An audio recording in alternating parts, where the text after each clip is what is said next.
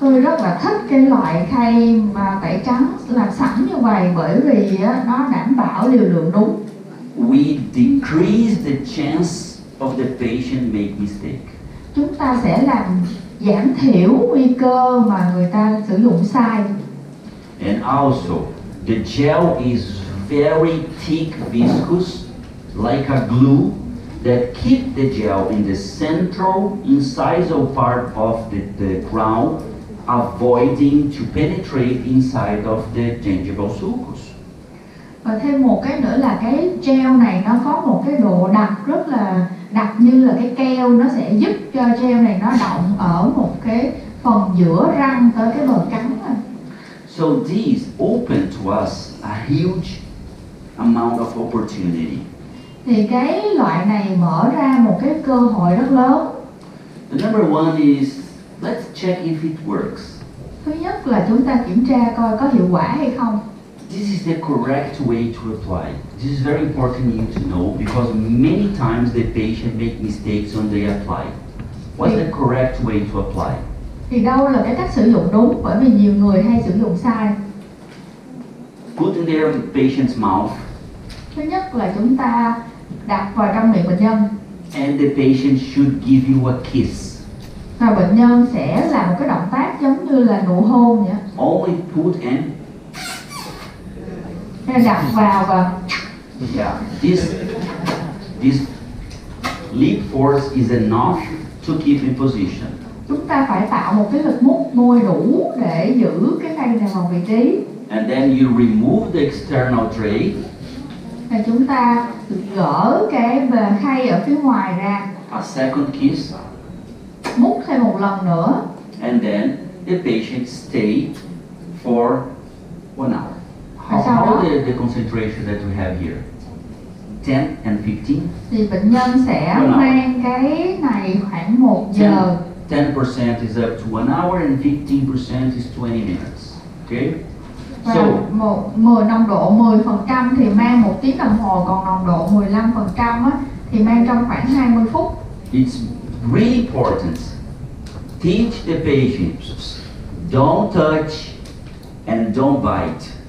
Điều quan trọng là phải dạy bệnh nhân là không có được đẩy chạm vào và đừng có cắn chặt. Because if the patient start to touch, they will spread the material for inside of gingival sulcus Bởi vì and khi bệnh nhân increase the risk of sensitivity. bắt đầu lấy cái ngón tay mà đụng chạm vô cái khay nó sẽ làm cái gel này nó chảy ngược lên và nó lên trên cái nú. And after 8 minutes, according to the mouth temperature, this tray will be individualized in the patient's anatomy. Và sau khoảng 8 phút tùy vào cái nhiệt độ trong miệng của mình, cái khay này nó sẽ được ôm dạng và nó khít sát theo hình dạng của răng.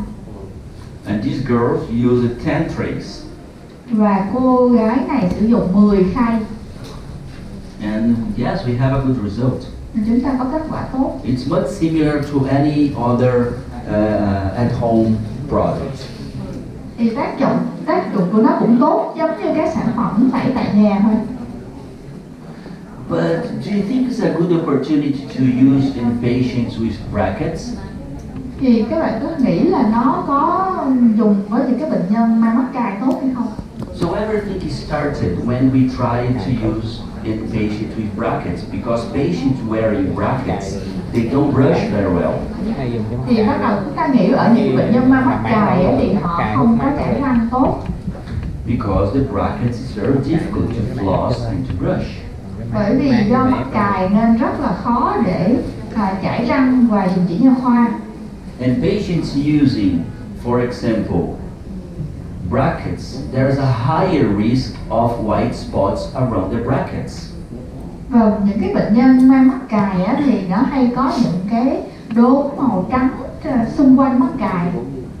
So our idea was to create some protocols to help those people to control the oral health situation.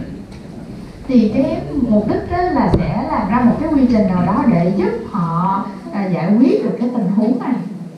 And then the idea was, do you think it's an option if we apply, for example, bleaching products in a different concentration, that we can protect patients that cannot brush very well? This is a question. Thì cái câu hỏi đặt ra là mình có thể sử dụng cái thuốc tẩy trắng ở những cái nồng độ khác nhau để bảo vệ những cái bệnh nhân không đánh răng tốt được hay không? So we took advantage of this opalescence gold to make some tries.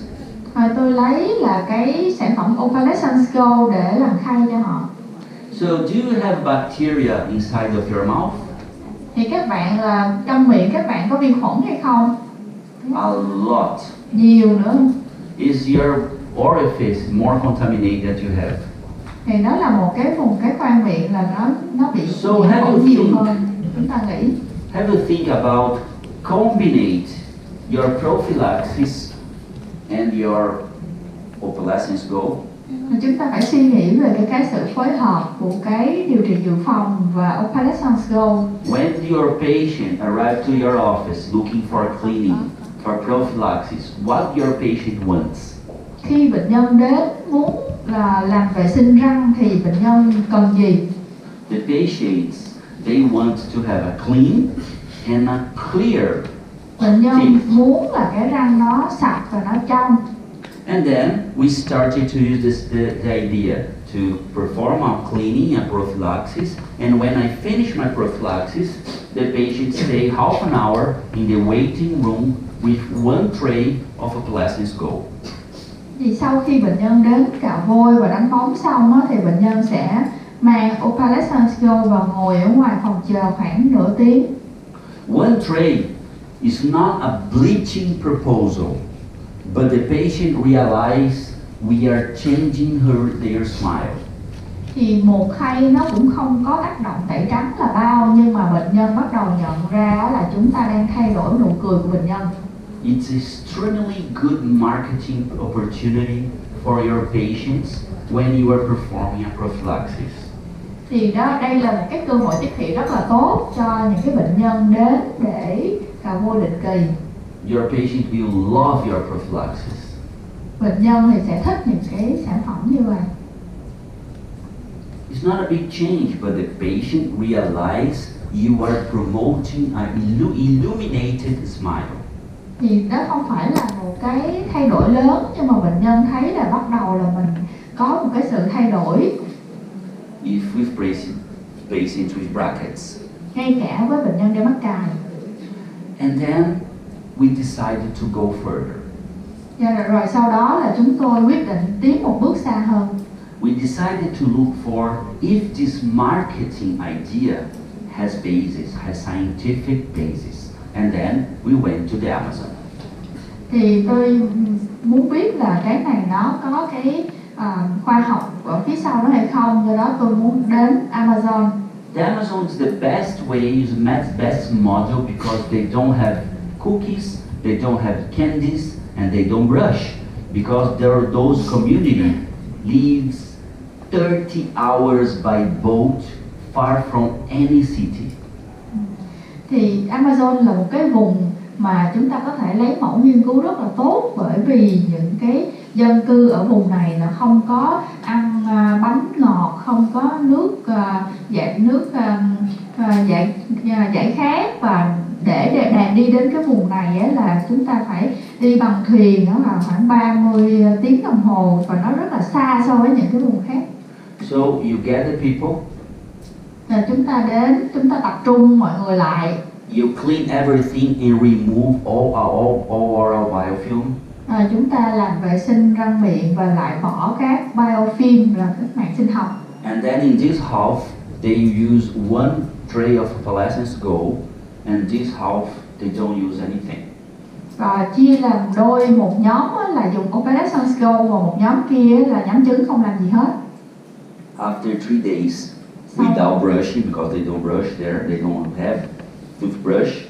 Sau 3 ngày, dĩ nhiên là bệnh nhân không có chải răng, bởi vì ở chỗ này không có bàn chải đánh răng luôn. And we get the patient again, and we check, and the group that were one tray of opalescence gold had 50% less dental plaque.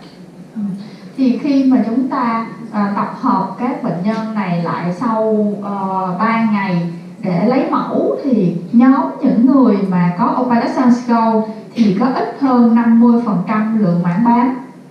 Because the idea is this will decrease the new dental biofilm adhesion. Thì cái ý tưởng ở đây là nó đã làm giảm được cái màng sinh học mới bám mới hình thành. And then we go further. Giờ chúng tôi tiến một bước xa hơn nữa. We went to the university and then we convinced dental students to stay 3 days without brushing. Thì tôi vào cái trường đại học và thuyết phục sinh viên tham gia nghiên cứu và đồng ý 3 ngày không chải răng. And the crazy student accepted. Thì những cái sinh viên nào mà điên điên thì là họ sẽ đồng ý. And then we asked for the manufacturer to manufacture to us opalescence go placebo and opalescence go normal. Thì yêu cầu cái nhà sản xuất đó, họ sẽ sản xuất ra opalescent go giả dược và opalescent go bình thường. You know what is placebo is? Giả dược là cũng giống cái khay vậy nhưng mà nó không có thuốc ở trong. Yeah, okay. So it's very nice because we divided the group, they are dental students, into groups and they don't know which one they are using, and then we perform a blind study. Thì đây là chúng ta thực hiện ở trong mẫu nghiên cứu là sinh viên, và đây là nghiên cứu mù bởi vì cái người mang không biết là mình đang mang loại nào. So the methods were the same. We clean everything and then everybody starts in a zero plaque level. Thì mọi người đến tham gia đều được vệ sinh răng và bắt đầu bằng cách là không có cái mảng sinh học, không có mảng bám nào hết. And what happened after 3 days without brushing? Và chuyện gì xảy ra sau 3 ngày không chải răng? We decreased in 50% the index of dental plaque. Thì chúng ta đã giảm 50% chỉ số mảng bám. I'm not saying that you have to avoid brushing. Please not. Không phải ý của tôi ở đây là muốn nói cho mọi người tránh chải răng. I'm only saying that if you use, for example, in patients that is very difficult to brush 1 per week, you decrease too much the risk to adhere the new dental plaque. Ý của tôi muốn nói ở đây là đối với những cái đối tượng mà khó có khả năng giữ vệ sinh răng thì chúng ta sẽ giảm được cho họ 50% lượng mảng bám mới hình thành. So the hydrogen peroxide has a direct influence on bacterial adhesion and oral biofilm formation. Kết luận là hydrogen peroxide nó có ảnh hưởng trực tiếp về cái sự bám dính của vi khuẩn và sự tạo thành màng phim sinh học trong miệng. So you apply one opalescence go after your prophylaxis in your office is not only a good marketing idea. You have a very good result. We proved that. Thì khi cho bệnh nhân ngậm cái opalescent go sau khi làm tẩy trắng răng thì không chỉ có cái hiệu quả về tiếp thị mà còn có cái lợi ích mà chúng ta đã chứng minh được về mặt khoa học. That's why, in my point of view, the idea of using opalescence go is amazing because the gel is sticky viscous gel. Number 2, we have the right doses. The patient don't make mistakes. Number 3, they only have to wear 1 hour per day at most. And number 4, works. Và cái lợi ích của cái opalescent go theo tôi là rất là cao, bởi vì nó thứ nhất là cái gel nó là đặc, và thứ hai là cái liều lượng đúng, bệnh nhân không thể sai được, và thứ ba là chỉ có cần mỗi giờ 1 ngày, và thứ tư là nó hiệu quả tốt. So the science, we have science behind, a lot of research that supports this idea, that we can use this idea to control and to improve oral health in different patients, even in patients with special needs. Thì chúng ta có nhiều bằng chứng khoa học để chứng minh cho cái nồng độ cái thuốc tẩy trắng là 10%, opalescent 10% chẳng hạn, thì nó sẽ giúp đỡ cho bệnh nhân cải thiện tình trạng răng miệng ở những cái bệnh nhân mà cần chăm sóc đặc biệt. So the best result when you apply in your office, one appointment only for jump start, and then you go to home bleaching that you can choose or customized tray or pre-filled trays.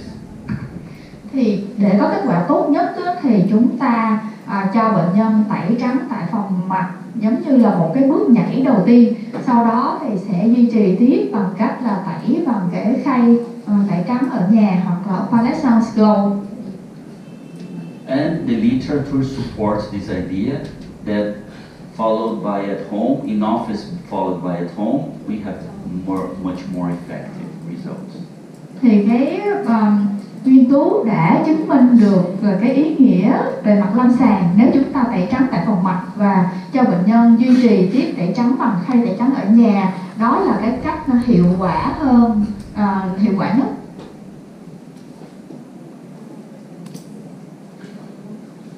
So, in a clinical case, to identify all of these results, one normal case. Thì đây là một cái ca bình thường để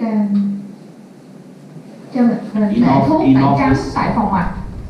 One in-office application, and then this patient wore 7 trays, 7 days of opalescence go. Bệnh nhân tẩy trắng tại phòng một lần, rồi sau đó bệnh nhân về ngậm opalescence go 7 khay trong 7 ngày. And again get very nice, very stable results. Đó là kết quả rất là đẹp và ổn định.